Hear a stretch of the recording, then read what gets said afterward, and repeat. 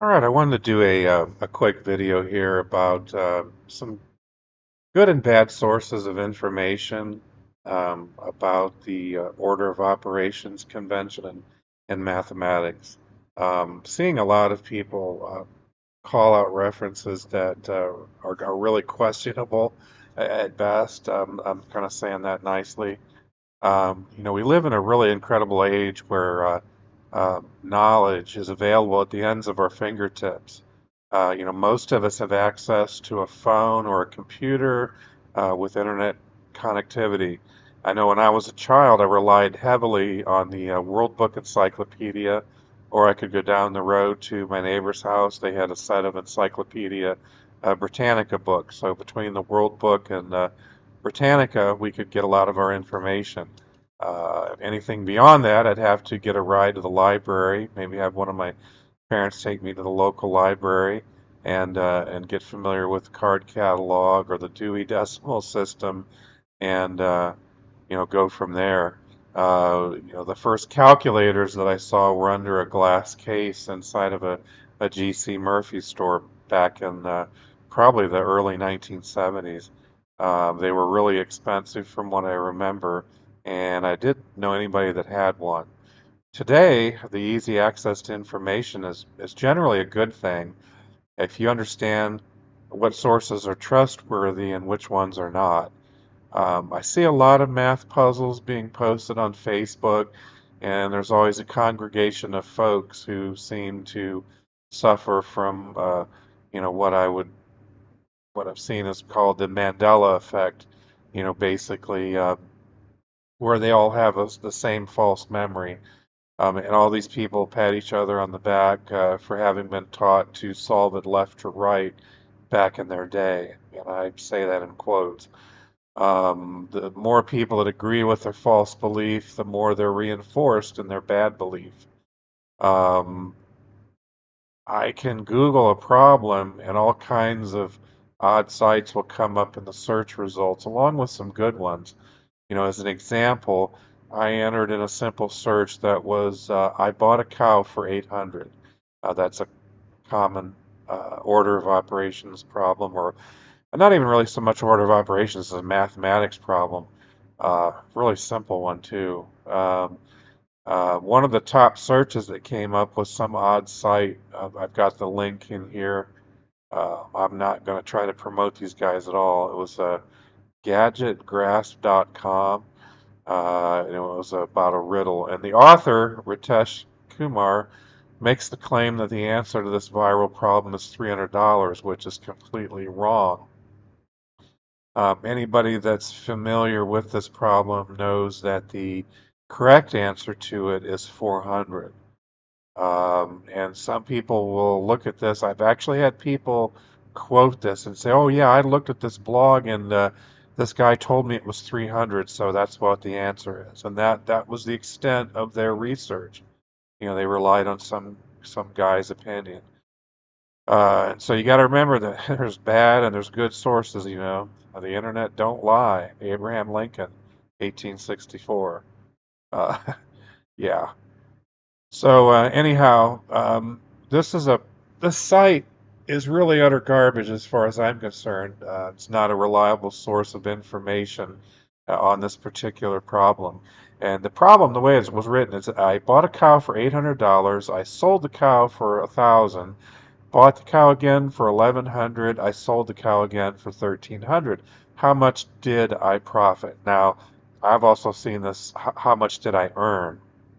Well, if you really look up earnings, earnings is basically the same thing as net profit. It's your revenue minus your expenses.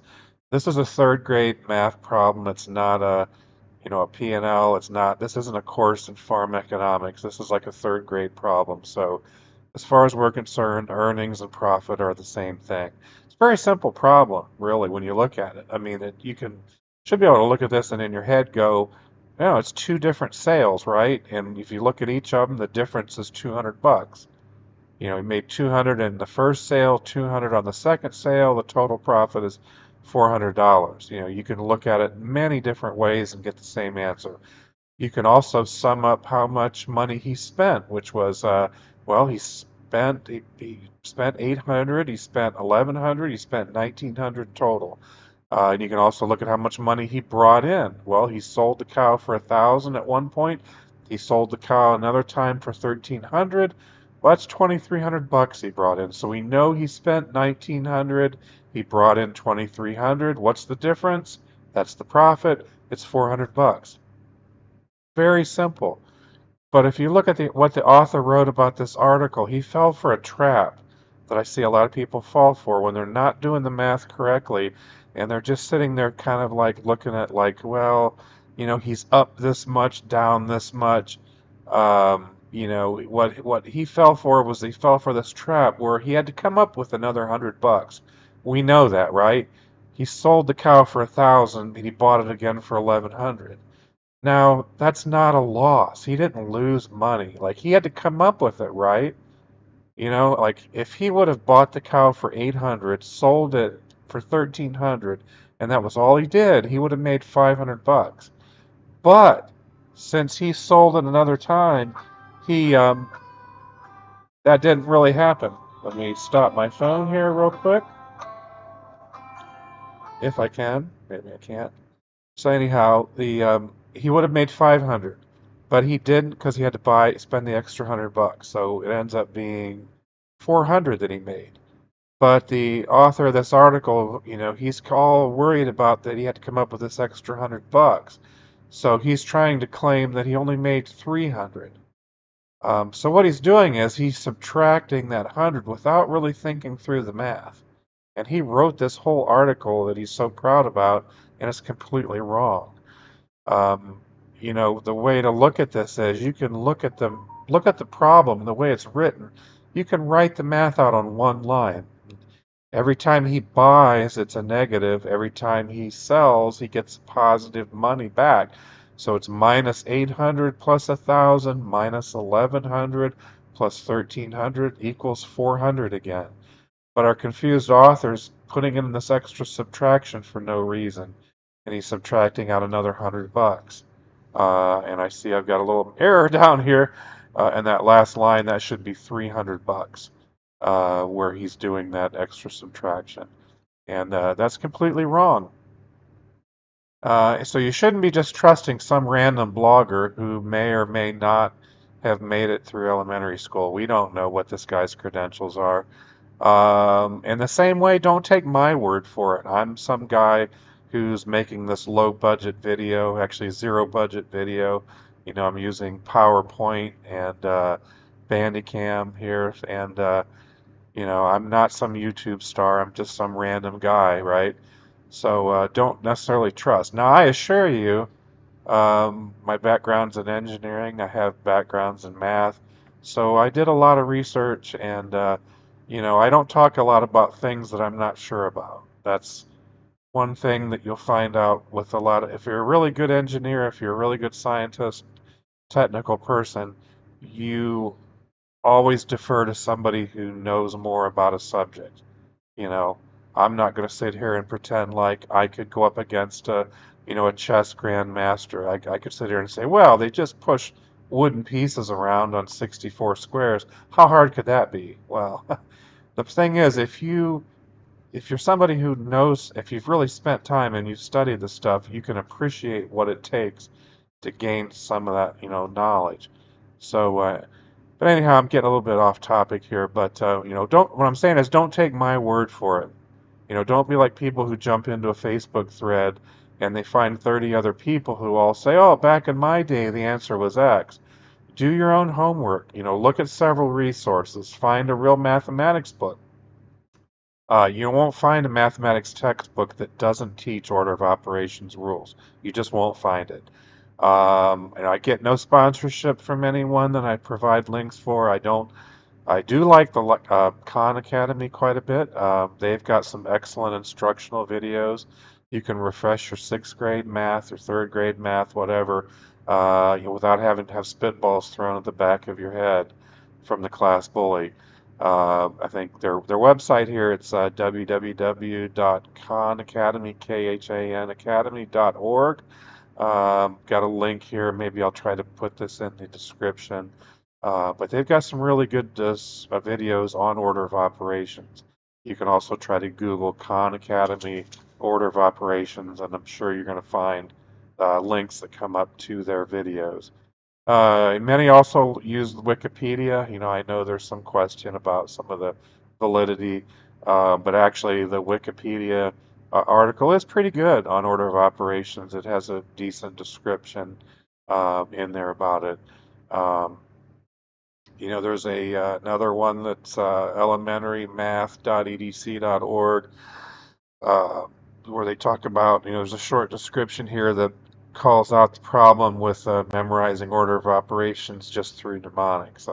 I've mentioned that already. There's people who, memorize PEMDAS or BIDMAS or BEDMAS or BODMAS, and they will memorize the order of 6 letters, and they don't really understand the order of operations.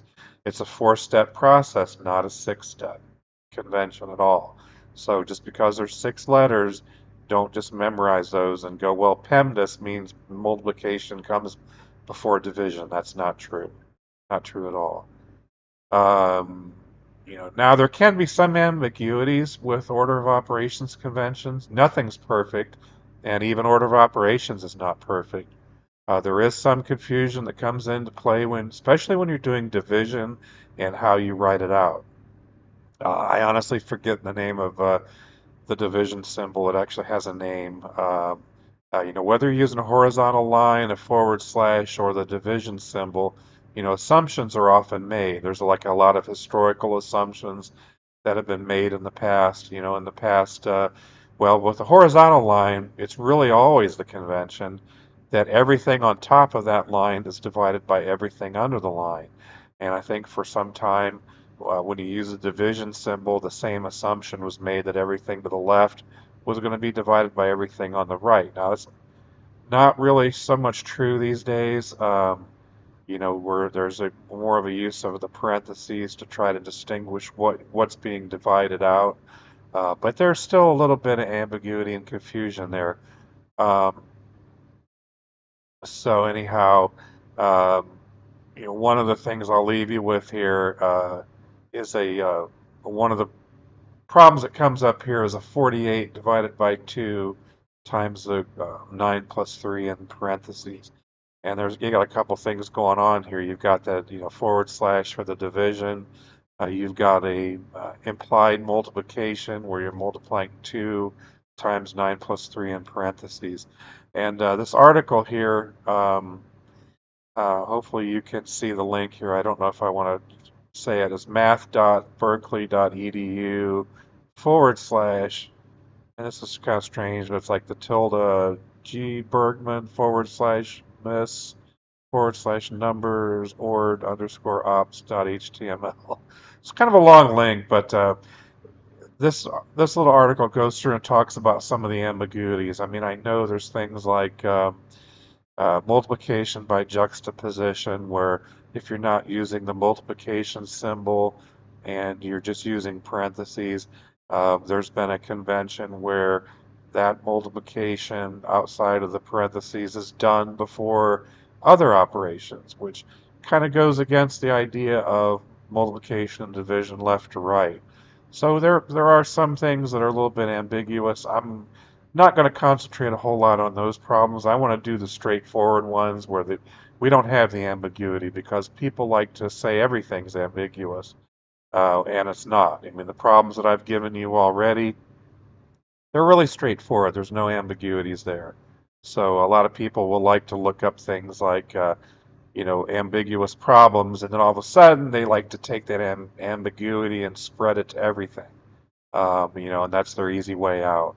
But no, that's not what we're going to do here. But hopefully this has been a helpful video. I need to keep it under my 15 minutes, so don't want to ramble on here too much. But I hope this video has been helpful. I'm going to try to add a few more, maybe get a little bit slicker and more educated on how to do these videos. But, really, I'm just trying to pass on some info. Good luck.